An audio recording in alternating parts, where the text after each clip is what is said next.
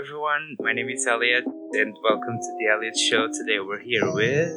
Hi, I'm Ruby guest. I'm 25, and I'm a video editor for a fairly large YouTuber. So the main reason why I set up this interview with you is because I saw this article posted by people.com in which it's explored your gender identity, but also the way that your mother, aka actress Jamie Lee Curtis, copes with the fact that you don't identify with any gender that was a tribute to you in birth. Could you give us a quick summary of how your family and friends reacted to your coming out, and how was your coming to terms with your gender identity, including struggles, doubts, and realizations? Sure, I wouldn't say she coped with it. She originally just found out through me coming out, and she accepted it immediately. So did my dad, so did my sister, and the rest of my family.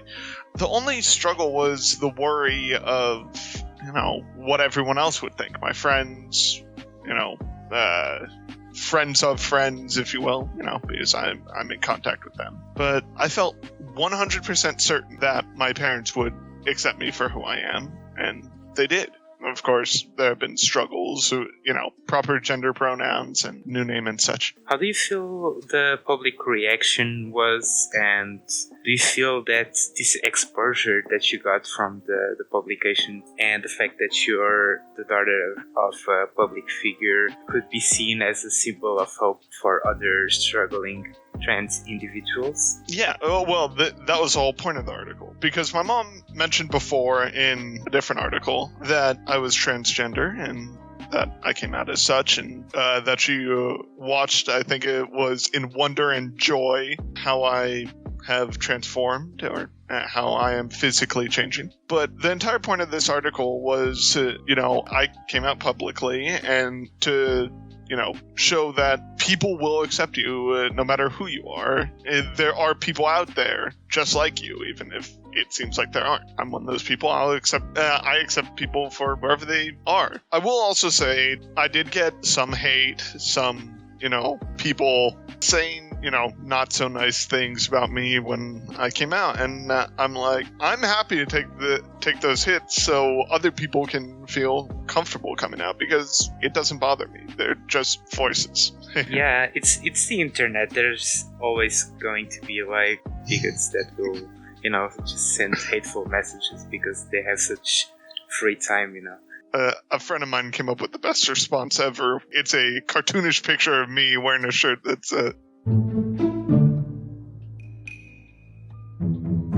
you can draw my character wearing it if you want. Do you feel like in your lifetime there was progress made regarding this fight against transphobia?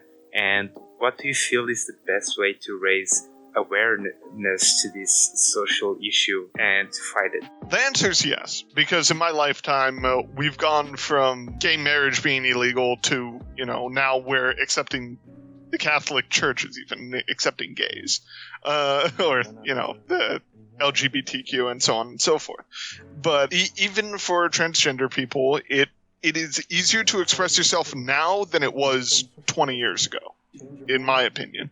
Even though it is so hard these days, to come out. It's still hard, but it's not you're more likely to be accepted today than you were 20 years ago.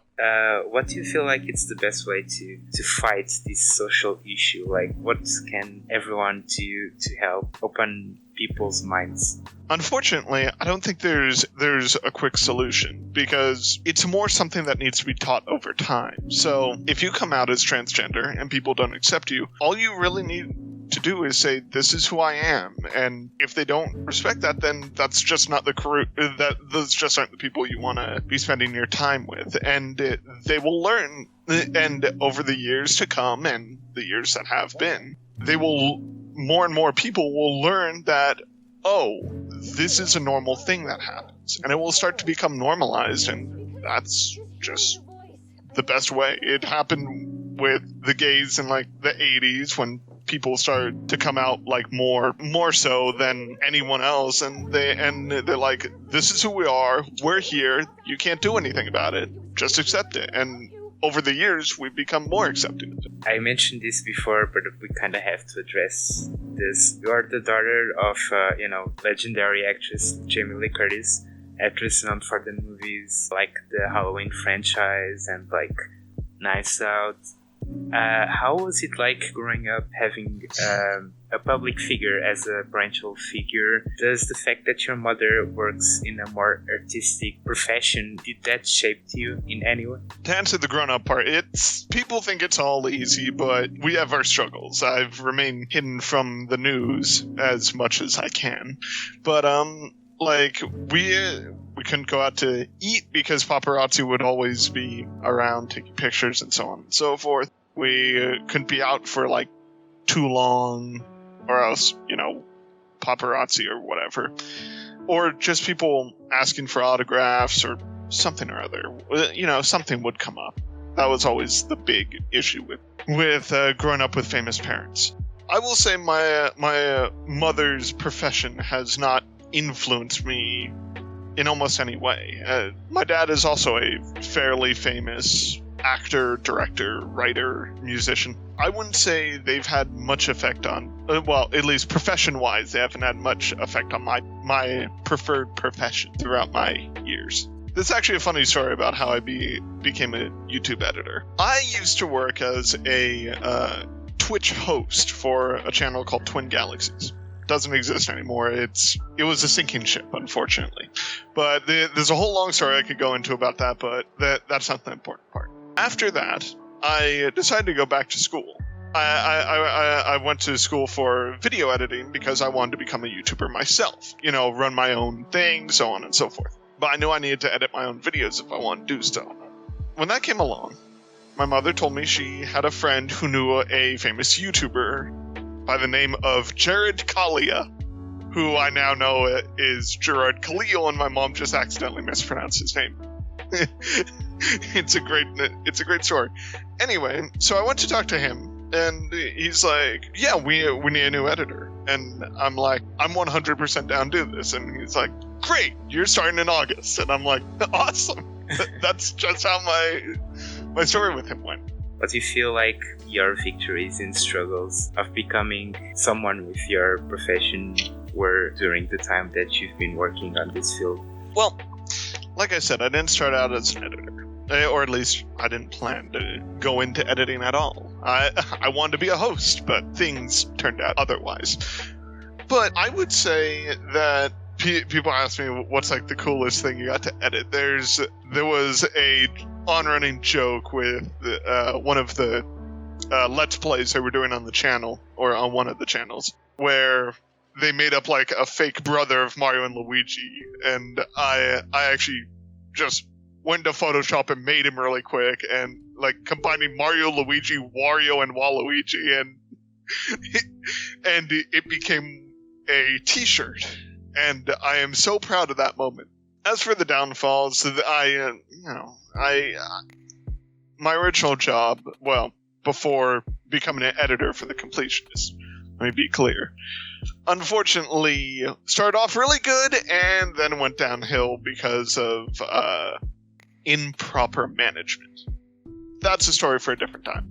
You told your story, and now I'm going to tell you one, which is how I found you. I was looking on Twitter, and your article appeared on my timeline, and for some reason I wanted to know more about it. I looked up your name on like the search bar on Twitter, and I found your account, and I saw that you have like 3,000 or something, I don't remember quite well, followers. Maybe if I DM you, maybe you'll answer. You did, and beforehand I did like a little research on your Twitter. I was looking at it, and I found some really interesting things, like you are a person who really likes, gaming and arts and anthropomorphic cartoon animals.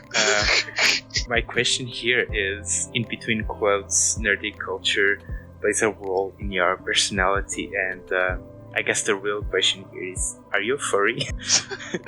I knew this question was coming, and anyway, let me break down the other parts. Yes, I'm into gaming. Gaming has been my life, and you can ask my mom, my dad, whatever. We've been to gaming tournaments. I compete in EVO each year. The fighting game tournaments. That's my big thing. And then art. A lot of my friends are artists and so on and so forth, and the majority of my friends are furry artists. They just are. And to answer your question, yes, I would consider myself a furry. I am open about this. It's just I've never exclaimed it to a video of so many people. It's been a part of my life. Everyone who knows me knows it. That's just part of who I am. The way that you were introduced to the fandom was through your friends, or? That's a funny story. Yes, I had a few friends that were furry artists, but specifically there was I was going to a video game camp at UCLA. This is where this story starts. One of the counselors there was making fun of someone who had a tail on one of their belt loops. I didn't know this at the time, but it's part of furry culture. And I did some research, and I found out this was a whole thing. And I started asking around, and a bunch of the people there that were going to camp with me were also were furries, and I became more and more interested in my research. And I got in. I haven't really been an active member of the furry community because I'm no artist. I can't draw. But I support them, and I support my friends who do it. I support everyone, and I am all for it.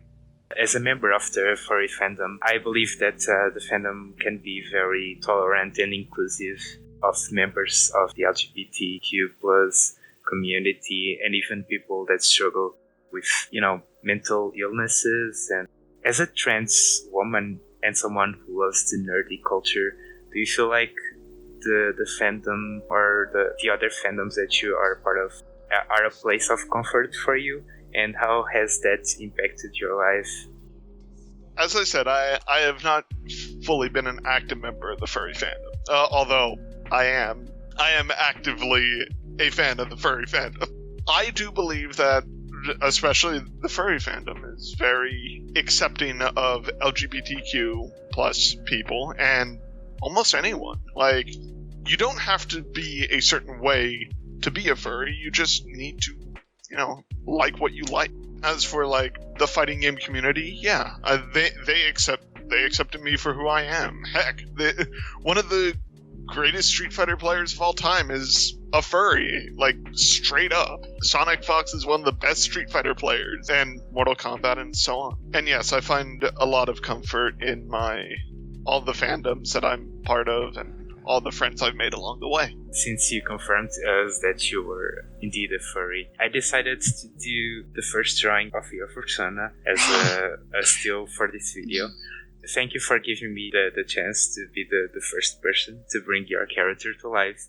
Can you tell us everything we need to know about this character and how she represents you? My character represents me for who I am, more or less. I'm just a lounge lizard who looks good in black and will wear basically nothing about it. I actually wear one of these around the house because it's something my fiance gave me as an engagement present. Do you feel like someone who took the best of opportunities in life and feel complete? And do you have any goals for the future? And what would be the best advice for anyone struggle with their gender identity, sexuality, career path, etc.? Do I think I took the best opportunities in life? No, because no one's perfect. We all make mistakes, we all miss windows. That's how it goes. We're only human. But do I feel complete? Yeah. I would say I feel like I am the best me that could have come out of out of what I went through in life. I don't think I could have come out much better. Do I have goals for the future? It's hard to predict the future, so no, not really.